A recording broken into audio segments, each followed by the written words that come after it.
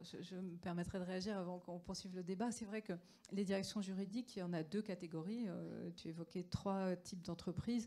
C'est vrai qu'il y a les directions juridiques qui ont l'oreille du président et dans ces cas-là, on peut avoir, par exemple, chez Safran, c'est comme ça que ça se passe ou que ça se passait. Mais en tout état de cause, il y a véritablement une démarche globale et chacun peut discuter pour amener sa brique. Et puis, deuxième point, c'est aussi l'avantage de l'intelligence juridique, c'est pour justement amener ce vecteur de maillage et de croisement entre les regards. Alors c'est pour ça que je voulais maintenant me tourner vers Frédéric. Quand on a dit ça, si on veut parler de gouvernance, parce qu'on a le problème du passé, on a le problème du futur. On parle beaucoup de cartographie des risques. À Paris, je ne sais pas, vous avez dû avoir des discussions sur le niveau des déjeuners autorisés, le niveau des invitations, 35 €, 70 €, 140 €. Enfin, est-ce que c'est un sujet, parce qu'on passe beaucoup de temps à ça. Est-ce que c'est vraiment là qu'il faut se battre? Je ne sais pas. Mais qu'est-ce que tu recommanderais, Frédéric, pour mettre en place... oui, c'est symptomatique d'un ce que j'appelle la compliance marketing. Mais qu'est-ce que tu recommanderais pour mettre en place une gouvernance qui soit à la fois 360 et qui voit à la fois un enjeu stratégique avec le prisme terrain? On va d'abord parler de la cartographie des risques parce que c'est quand même le cœur d'un système de compliance où là tout découle, la cartographie des tiers, les niveaux de vérification d'intégrité des tiers, tout ça découle de la cartographie des risques. Alors nous, on en fait beaucoup de cartographie des risques et c'est extrêmement intéressant parce qu'au début, alors vous demandez à quelqu'un quelle est votre cartographie des risques de corruption, on va vous sortir, ben voilà, effectivement, les repas, les machins, les bidules, etc. Bon, ça passe pas vraiment le test plus de 2 minutes. Ce qui est intéressant, moi ce que je fais souvent, voilà, on s'assoit avec les gens, alors un à un, face à face, et on discute leur business. Et on essaie de descendre assez bas dans l'organisation pour voir les gens qui sont vraiment au jour le jour avec ce genre de problème. On va discuter avec les acheteurs qui sont en Chine, qui vont devoir discuter avec le vendeur chinois. On va discuter avec les gens qui sont en charge du passage de douane à Laos, par exemple. Essayer de faire rentrer un container à Laos sans passer un petit billet à droite ou à gauche. Là, ce sont des gens qui sont au jour le jour en face de ce genre de problème. C'est important de discuter avec ces gens-là, parce que ces gens-là vont vous dire exactement quels sont les vrais risques et quels sont les vrais scénarios de corruption. Et quand vous avez un petit peu d'expérience business, ces gens-là veulent parler. Les gens veulent parler en fait de ces sujets-là, parce qu'ils ne veulent pas se mettre à risque. En fait. Mais ils ont ce genre de problème tous les jours. Tous les jours. Et ces gens-là, il faut les écouter. On ne les écoute pas dans les entreprises parce qu'on préfère cacher ce genre de problème. Il se débrouille pour faire rentrer son conteneur à Laos. L'important, c'est qu'il rentre à la bonne heure. Voilà. Moi, je conseille énormément de prendre le temps. On fait des entretiens individuels, 1h30. Et moi, j'insiste à chaque fois sur 1h30. C'est pas un quart d'heure avec une personne, c'est 1h30. Seul à seul. Pas d'enregistrement, pas de compte-rendu de réunion. Simplement faire parler les gens. Et en faisant ça, alors il faut sélectionner, vous n'allez pas faire tout le département achat, ou tout, etc. Mais vous sélectionnez avec le département juridique et le département de la compliance les bonnes personnes à aller voir. Vous faites un test, je ne sais pas, selon la taille de l'entreprise, 30, 40 personnes, etc. Et ensuite, les choses remontent. Alors parfois, vous avez vraiment des vraies surprises, hein, parce qu'il y en a qui, lorsque vous leur posez des questions, ils répondent. C'est pas toujours ce que vous souhaiteriez entendre, mais c'est vraiment le fait. Ensuite, il faut faire des sensibilisations, et tu le disais tout à l'heure, au COMEX, et bien sûr au-dessus au conseil d'administration. Moi, j'attends encore le jour où...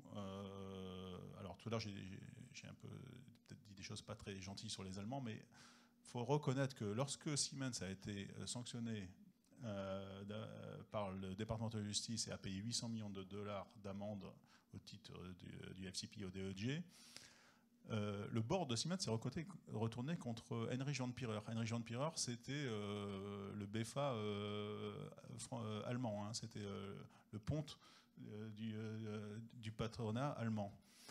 Et il s'est retourné contre lui pour mauvaise gestion de l'entreprise. Et Heinrich von Pirrer a dû repayer 5 millions d'euros de sa propre poche à l'entreprise, d'accord, pour arrêter les poursuites. Moi, j'attends de voir ce genre de réaction d'un board français. À mon avis, on en est très très très loin. Mais alors, c'est dû peut-être à la consanguinité de nos conseils d'administration, etc. Donc, bah oui, il faut bien parfois mettre les pieds dans le plat. Mais un jour, il va falloir sortir de ça. Parce que tant qu'il n'y en aura pas d'exemple comme ça, et tant qu'on les conseils d'administration laisseront faire, voire récompenseront certains patrons pour avoir négocié avec le DOJ, bon, on aura toujours ce genre de problème. Je vais arrêter là parce que... Moi j'ai un nom en tête, mais je vais pas. Pour passer peut-être, William, sur comment on fait pour protéger, parce que là aussi on parle d'enquête, de cartographie des risques, de niveau, mais finalement il y a plusieurs populations, et comment peut-on faire pour protéger une entreprise de façon utile, à la fois pour le passif et puis pour le futur, parce qu'on a les deux périodes à traiter. Le passif, on ne peut rien faire. Ouais, c'est délicat le passif. Je vais commencer peut-être en complétant ce que disait Frédéric. Je pense en effet que la cartographie des risques, c'est le socle. Et ce que je disais tout à l'heure, c'est le moyen de se connaître. On ne s'intéresse pas assez, quand on est une entreprise, à la manière dont on travaille.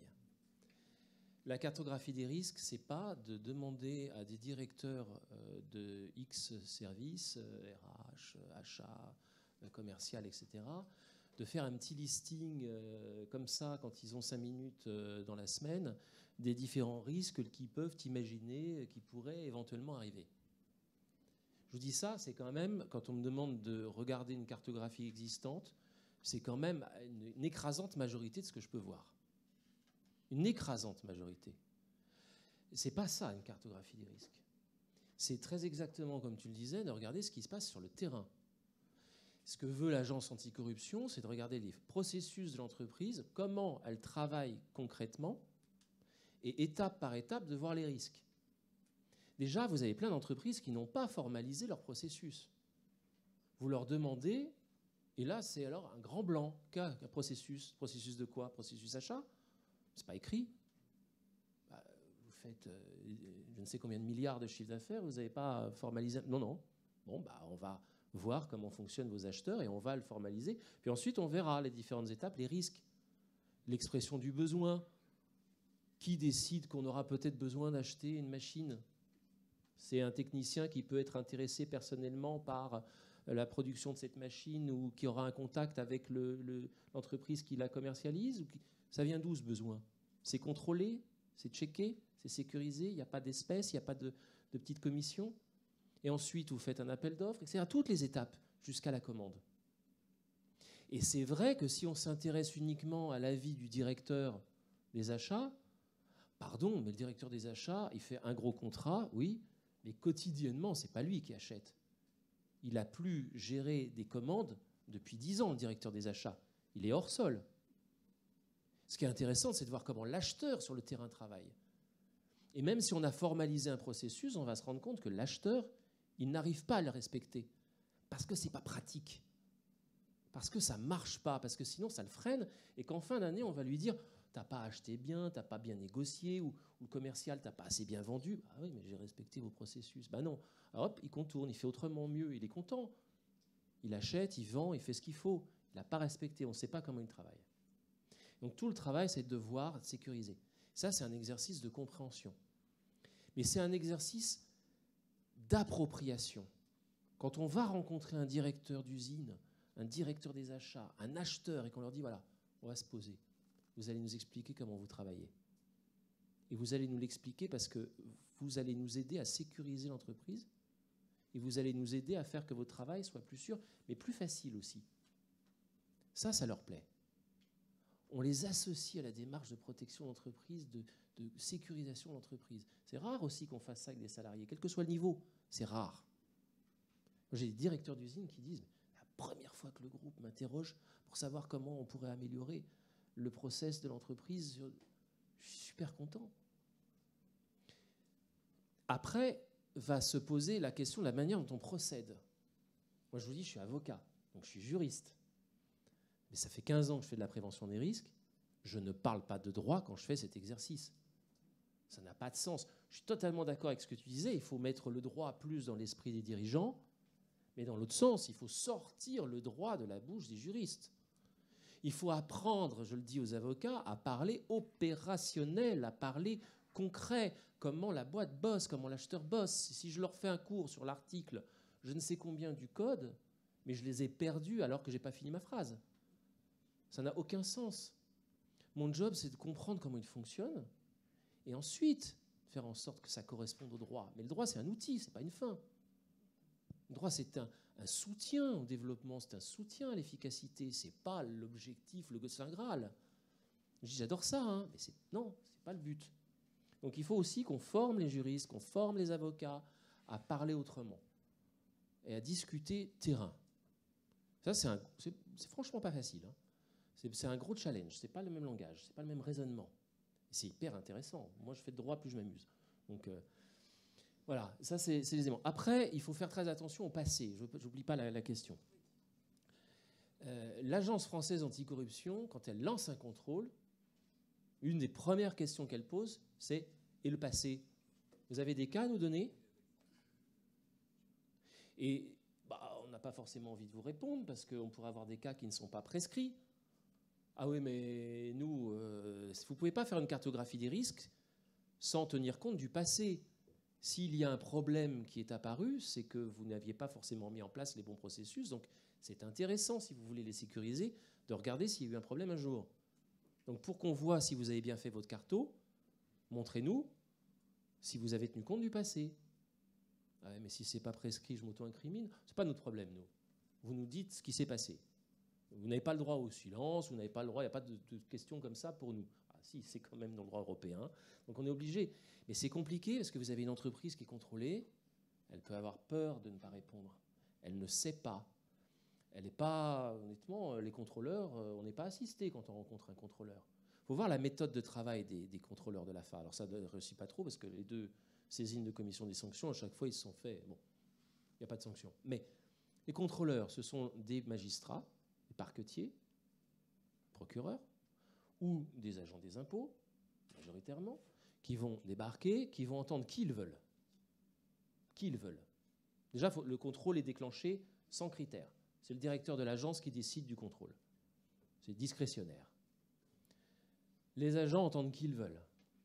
Ils les attendent sans être assistés.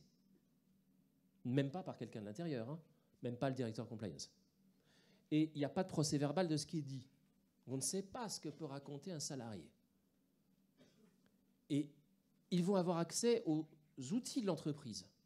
Ils se sont auto-attribués le droit de s'installer derrière un ordinateur de l'entreprise et de regarder dedans. Ils ont plus de droits que ne l'aurait un parquetier quand même. Il faut réaliser.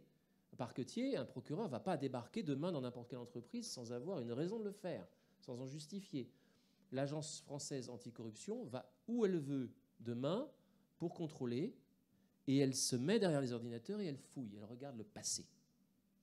Et après, elle va avoir ce qu'on appelle l'article 40, c'est-à-dire l'obligation, comme tout fonctionnaire, de prévenir le parquet quand il y a une infraction. Ils peuvent tout regarder, tout contrôler et ensuite prévenir les parquetiers s'ils déclarent du passé. Alors moi, j'en déduis qu'il faut faire très attention parce que je crois fondamentalement que le passé, on n'a pas besoin de le révéler et qu'il faut se garder la facilité ou le droit de le révéler si on le veut. Ça rentre dans une stratégie de défense à laquelle il faut penser dès le début. La compliance, c'est du précontentieux, c'est de la défense. Ça doit se réfléchir. Et donc, il faut penser le manquement qu'on détecterait, la manière dont on le détecte, la manière dont on fait les investigations, dont on sécurise la confidentialité, où on stocke l'info ensuite et qu'on se garde la faculté de dire ou de ne pas dire. C'est de la défense. Donc on a le droit de ne pas s'auto-incriminer, on a le droit d'avoir une stratégie de défense. C'est un principe fondamental. Bon, je peux dire à l'agence anticorruption en cas de contrôle, si je veux, ça va être un moyen de négocier peut-être, y compris avec le parquet, on verra la CGIP, mais Je peux aussi décider de ne pas le dire parce que je pense que si je le dis, je suis mort et je préfère qu'on me poursuive et que je me défende avec toutes les armes que de tout dévoiler tout de suite. Je dois avoir cette liberté absolue de choix. Et ça aussi, ça rentre en ligne de compte dans qui va mener l'enquête. Je rappelle, qui mène l'enquête dans l'entreprise, comment? Elle est soumise au secret opposable aux enquêteurs ou pas? Il y a toutes ces questions qui doivent se poser au quotidien, et ça, c'est la mise en place des dispositifs de compliance dès le départ. Ce n'est pas le jour où on a le problème qu'on va réfléchir à l'organisation, ce sera trop tard, il faut le prévoir en amont. Quand ça arrive, on est prêt, on a organisé et on voit, et on a pu sécuriser dans certains cas de figure où c'est moins grave, on a une autre voie d'enquête. Voilà.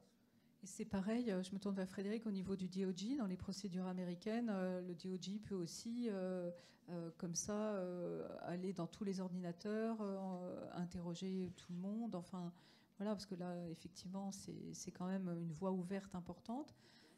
Et quelle gouvernance mettre en place dans ce cas-là?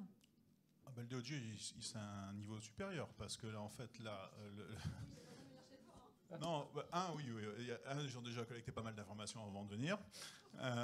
Et ensuite, lorsqu'une entreprise est mise en fait, vous n'êtes jamais mis en examen, d'accord, faut être clair, d'accord. Vous êtes sous enquête, d'accord, jusqu'au jour où vous signez votre plea agreement ou votre deferred prosecution agreement, parce qu'ils vous mettent en examen le jour où vous le signez. Comme ça, ils sont à un taux de réussite de 100%.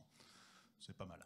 Mais la période avant, vous êtes sous enquête. Alors, lorsque vous êtes sous enquête, le département de justice vous demande de venir à Washington parce qu'ils ont vu que dans le canard enchaîné, votre entreprise a fait de la corruption en Roumanie. Donc ils ont dit, à l'ambassade ici, ils lisent les journaux comme vous et moi tous les matins. Hein, donc ils vont voir, votre entreprise a fait de la corruption en Roumanie. Donc venez nous voir. Vous avez un rattachement juridictionnel avec les États-Unis parce que ça. Donc ça nous concerne. À partir de ce moment-là, ce qui se passe, c'est qu'ils vous demandent tout de suite de coopérer. Alors coopérer, ça veut dire quoi à l'américaine? Ça veut dire que vous embauchez un cabinet d'avocats américain, bien sûr, parce que ce sont les seuls qui sont reconnus par le Department of Justice pour négocier ces cas de FCPA. Ce cabinet d'avocats que vous allez payer vous-même va faire une enquête complète à l'intérieur de votre entreprise. Alors, si cette négociation se passe bien dans les premiers instants avec le Department of Justice, vous allez réussir à cadrer l'enquête sur une certaine zone géographique ou sur un certain laps de temps. Si ça se passe mal, ça va être worldwide et on va remonter à 10 ans. Donc, ce cabinet d'avocats américain ensuite va passer 1 an, 2 ans, 3 ans chez vous à regarder toutes vos traces comptables, tous les contrats de consultants, à interroger je ne sais combien d'employés à l'intérieur de votre entreprise. Et vous allez bien sûr payer ces cabinets d'avocats américains. Donc le département de justice là, ne dépense absolument rien là-dedans. Hein. C'est vous-même qui payez votre propre avocat pour vous incriminer. Et vous ne pouvez pas coopérer à 99%. Si vous dites à ce cabinet d'avocats américain, OK, vous pouvez regarder toutes ces filiales-là, sauf ma petite filiale en Suisse qui contrôle tous les contrats de consultants, par exemple, ça ne marche pas. D'accord? Donc le cabinet d'avocats américain va vous dire, ah non, moi, je ne peux pas, vis-à-vis du Department of Justice, dire que j'ai fait une enquête interne chez vous si je n'ai pas regardé 100% de ce que je veux regarder. Donc, il y en a qui ont essayé, ça n'a pas marché. Hein. C'est-à-dire qu'il y en a qui ont essayé de cacher un petit peu. Le cabinet d'avocats, tout de suite, vous menace de se retirer de l'affaire. Et si un cabinet d'avocats américain se retire de ce type d'enquête, c'est un très très mauvais signal que vous donnez au département de justice. Ça veut dire que vous avez caché quelque chose à ce cabinet d'avocats qui enquête sur vous. Donc vous devez vous mettre complètement à nu devant ce cabinet d'avocats. Et en fait, ce cabinet d'avocats va ensuite écrire un rapport que vous allez ensuite aller présenter au département de justice. Et dans ce rapport que vous devez présenter au département de justice, alors ça sera 1 an, 2 ans après la première fois que vous les avez vus, vous devez commencer votre présentation par auto-dénoncer vos propres employés. D'accord? Donc, par exemple, toutes les banques suisses l'ont fait lorsqu'elles ont négocié en 2013 les avoirs des Américains dans les banques suisses. Donc, vous devez auto-dénoncer vos propres employés. Vous devez leur dire quel contrat vous avez gagné dans tel pays, utilisant tel consultant, tel moyen de corruptif, à qui ces paiements ont été effectués, quels sont les bénéficiaires, quelles sont les marges que vous avez fait sur ces contrats que vous avez gagnés via les procédés de corruption. Et en fonction du résultat, ils vous disent combien vous devez leur payer en amende. C'est aussi simple que ça. Et si cette coopération se passe bien, vous en sortez avec soit un non-prosecution agreement, soit un deferred prosecution agreement. Et si ça se passe mal, vous en sortez avec un plea agreement, donc là où il y a une reconnaissance de culpabilité, d'accord, et donc un risque d'exclusion des marchés publics, etc. Donc c'est pour ça que beaucoup d'entreprises négocient un deferred prosecution agreement s'ils le font, mais pour ça il faut montrer qu'ils ont bien coopéré. Et s'ils ont bien coopéré, alors l'amende va être dans une fourchette qui va être décidée par le procureur. Vous signez votre deferred prosecution agreement, ensuite il y a un juge derrière qui met juste un tampon sur cet accord. De très rares juges remettent en cause l'accord qui a été négocié avec le procureur. C'est arrivé 2-3 fois. Dans les quelques fois où c'est arrivé, c'est le département de justice qui a fait appel contre la décision du juge, et ils sont allés en cour d'appel, et la cour d'appel, en général, a revalidé en fait, l'accord négocié par le procureur. Donc on est en fait devant des super procureurs. En fait. Les juges n'ont pratiquement aucun rôle là-dedans, et vous n'êtes pas du tout dans un cadre juridique.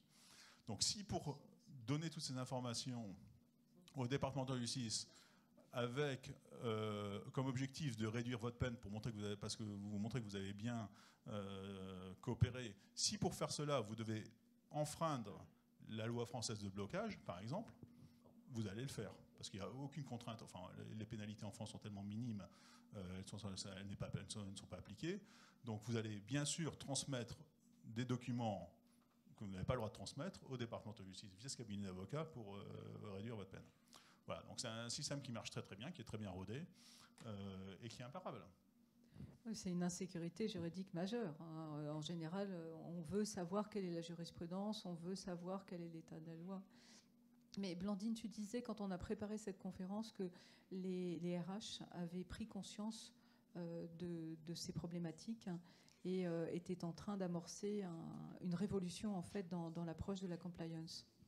Oui, je disais que certains RH ont pris conscience et que par chance, certains RH ont réalisé qu'il fallait qu'ils s'emparent aussi de ces sujets-là, puisque c'est une vision absolument holistique, et que ce sont eux qui assurent les relations avec les salariés, qui ont l'oreille aussi du président, qui se rendent compte, tu parlais des sujets de discrimination tout à l'heure, mais pas que, le management des risques, c'est vraiment l'efficience de l'organisation dans sa globalité, l'organisation de l'entreprise, l'organisation des relations en interne, l'organisation des relations avec l'externe. Donc ça commence dans le contrat de travail où effectivement il faut qu'il y ait une clause il faut obligatoirement que les RH mettent en place l'éthique et mettent des clauses dans les contrats de travail à la fois sur le respect des valeurs, sur le respect de tous ces sujets de compliance et d'éthique quand les salariés rentrent dans les groupes et signent dès leur premier jour l'ensemble des process applicables. Alors c'est sûr que quand on le fait signer, et moi je l'avais signé, j'ai signé un classeur, autant vous dire que le premier jour, quand je signe le classeur, j'ai pas tout lu, et même si quelqu'un lit tout, par définition, comme c'est dans les premiers jours, il comprend pas ce qu'il lit, puisqu'il ne connaît pas le business, il ne connaît pas l'activité de l'entreprise. C'est aussi l'une des difficultés, c'est que plus il y a de process à mettre en place, et moins ils sont compréhensibles, puisqu'il y en a trop. Donc la démarche compliance peut aussi avoir cette vertu-là, d'améliorer l'efficience de l'organisation de l'entreprise, et donc d'avoir à réduire les process qu'il faut mettre en place, puisque les gens comprendront pourquoi il faut faire les choses comme ceci, et non plus comme cela. Et quand Frédéric disait qu'il y a 17 ans, c'était encore déductible des impôts, oui, c'était. Mais aujourd'hui, ça n'est plus. Ça n'est plus possible, ça n'est pas une option. Donc, il faut vraiment accompagner l'évolution de la culture de l'entreprise pour que toutes les parties, les parties prenantes de l'entreprise comprennent pourquoi aujourd'hui il y a des choses qui ne sont plus possibles. On faisait comme ça, on ne peut plus les faire comme ça, mais qu'on comprenne pourquoi aujourd'hui il faut faire les choses comme cela. Et on en revient au sujet de gouvernance où c'est aussi la vision de l'entreprise et l'élément stratégique de l'entreprise où il n'y a pas beaucoup de vilains petits canards dans une entreprise. Si les gens savent pourquoi il faut faire les choses comme ceci et pas comme cela, elles les feront. Le tout, c'est qu'elles soient expliquées et que les personnes soient sensibilisées. Donc il y a un vrai effort de sensibilisation, d'acculturation de l'entreprise à ces sujets compliance pour s'approprier les éléments éthiques et compliance de l'entreprise pour que vraiment la compliance rayonne au sein du groupe. Et c'est pour ça que les RH ont un rôle essentiel. Ça rejoint les valeurs de l'entreprise. Donc ça veut dire qu'il faut rentrer dans le concret. Il faut que les directions de l'audit travaillent la main dans la main avec les directions juridiques, les directions financières, direction commerciale, direction des achats, direction du marketing, communication et que véritablement direction de la production, de la qualité.